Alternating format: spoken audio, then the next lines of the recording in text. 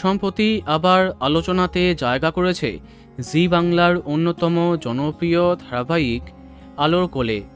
একে একে ধারাবাহিকে এমন সব চমক আসছে যে দর্শক অবাক হয়ে যাচ্ছে।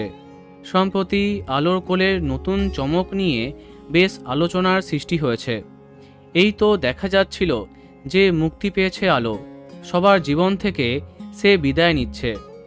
আলো অর্থাৎ স্বীকৃতি বিদায় নেবার খবরে মন ভাঙে অনেক দর্শকের, কিন্তু পরক্ষণেই দেখা যায় আদিত্য গাড়ি ধাক্কা মারে আলোর মতো হুবহু একই দেখতে একজনকে। আলো বলে চিৎকার করে ওঠে আদিত্য।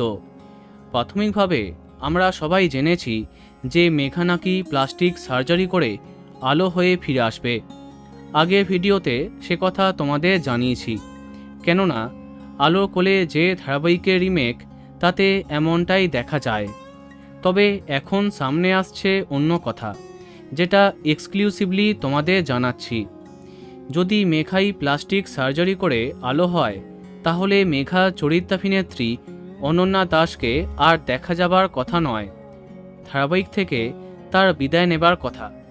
কিন্তু গোপন সূত্রে জানা যাচ্ছে অনন্যা আলোর কোলে ছাড়ছেন না, তিনি থাকছেন গল্পে, যার অর্থ সম্ভবত আলোর যমজ বোনের কনসেপ্ট আসতে পারে।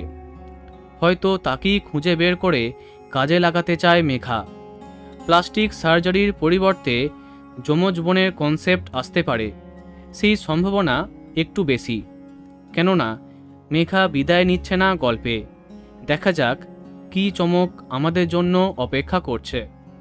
তো বন্ধুরা, এ বিষয়ে তোমার কি মন্তব্য কমেন্টে জানাতে পারো। ভিডিওটি লাইক এবং শেয়ার করো। এই রকম আরও অনেক ভিডিও পেতে সাবস্ক্রাইব করো কারেন্ট বস। ধন্যবাদ।